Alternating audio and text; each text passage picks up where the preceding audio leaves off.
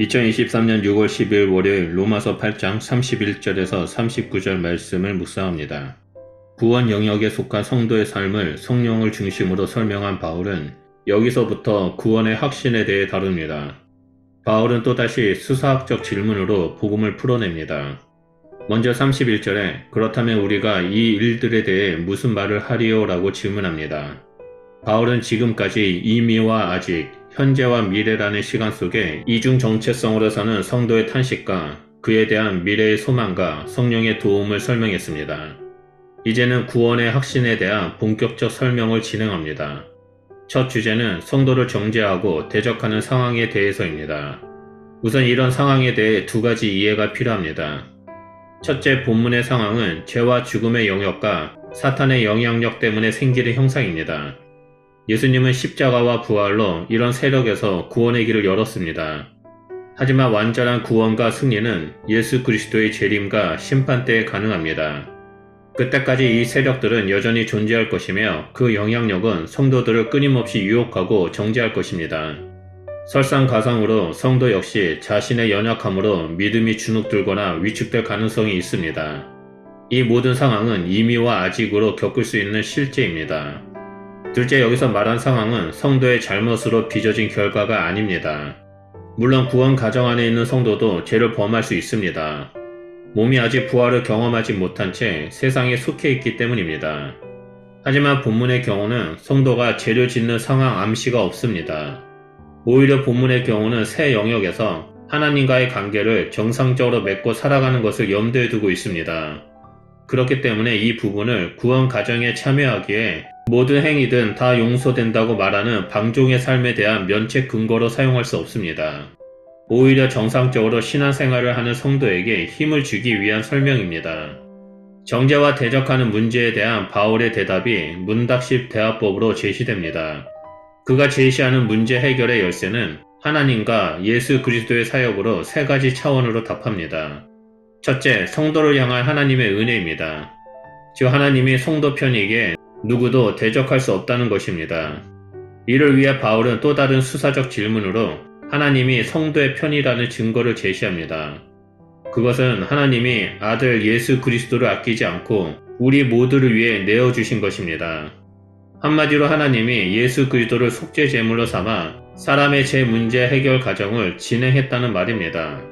하나님이 가장 아끼는 아들을 죽게 할 정도로 성도 편인데 누가 감히 성도를 대적해 하나님을 대적할 수 있는가 라고 말하며 하나님은 아들까지 주셨으니 그 아들과 함께 모든 것을 성도에게 기꺼이 은혜로 주실 분임을 강조합니다. 둘째, 하나님의 선택입니다. 이 선택은 구원의 과정의 시작이며 예수 그리스도를 통해 의롭게 하는 과정을 거쳐 영광에 이르는 과정을 담고 있습니다. 실제 32절에서 말한 것처럼 아들을 내준 십자가 사건을 통해 죄인을 의롭게 하셨습니다. 하나님이 의롭다라고 평가한 자는 그 누구도 고소할 수 없습니다. 셋째, 예수 그리스도의 구속사역입니다. 34절에서 예수 그리스도를 중심으로 설명합니다. 예수님은 성도의 죄에 대한 하나님의 심판을 대신받아 십자가에서 죽었고 부활을 통해 죄 문제가 해결되었음을 확증하고 죄, 죽음, 사탄 통치에 대한 승리를 선포했습니다. 이뿐만이 아닙니다. 예수님은 승천해 지금 하나님 우편에 앉아 계십니다. 이것은 이 땅에서의 사역을 성공적으로 완수하고 성육신 이전에 원래의 지위와 영광을 회복했다라는 뜻입니다. 그리고 예수님이 성도를 위해 아버지 하나님께 중보하고 있습니다. 이후 35절에서 39절에서는 성도의 구원 확신에 대한 두 번째 설명이 관계 차원에서 다루어집니다. 성도를 두렵게 하는 환난이나 공고나 박해 등 이 땅에서 경험할 수 있는 어려움이 36절에 나옵니다. 이어서 37절에서는 영적인 영역으로 사망이나 생명이나 천사나 권세자들 같은 긍정적인 것과 부정적인 것들이 나옵니다. 이 모든 환경 속에서 바울은 하나님의 사랑을 증거합니다. 바울은 그리스도와 하나님의 사랑을 하나씩 제시하며 수사적 질문과 답을 통해 하나씩 소개합니다. 누가 우리를 그리스도의 사랑으로 끊을 수 있으랴? 환난이나 박해 등 이 땅에서 경험하는 환경도 끊을 수 없다고 바울은 강조합니다. 더 나아가 내가 확신한다라는 표현을 통해 그 어떤 세력도 우리를 예수 안에 있는 하나님의 사랑에서 끊을 수 없다라고 선포합니다. 하나님과 예수님은 우리에게 끊을 수 없는 신실한 사랑을 부어주십니다. 하나님은 아들을 죽기까지 사랑하셨고 아들은 자기 목숨을 주기까지 사랑하셨습니다. 더 나아가 하나님은 언약의 백성을 사랑하고 관계를 신실하게 유지하는 언약을 절대 저버리지 않습니다. 하나님은 의로우신 존재이시기에 성도가 먼저 그 사랑을 배신하지 않는 한 성도들을 향한 성삼위 하나님의 사랑은 그 누구도 끊을 수 없습니다.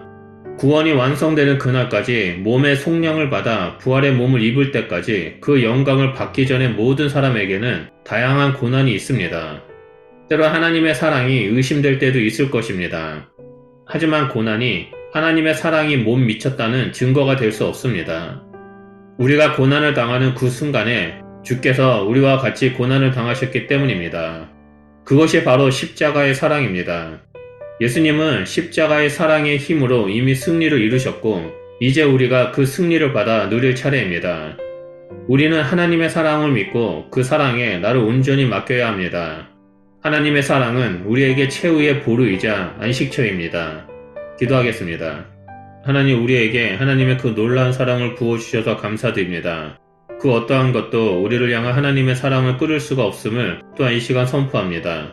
우리가 매일의 삶 속에서 하나님의 사랑을 깊이 묵상하며 하나님의 사랑 가운데 머물고 승리하는 삶을 살아가는 그리스도인이 되길 소원합니다.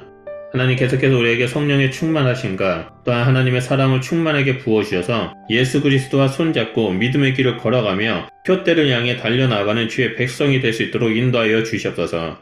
그래서 우리가 영원한 본향을 향해 달려나가는 주의 백성이 될 수 있도록 함께하여 주시옵소서.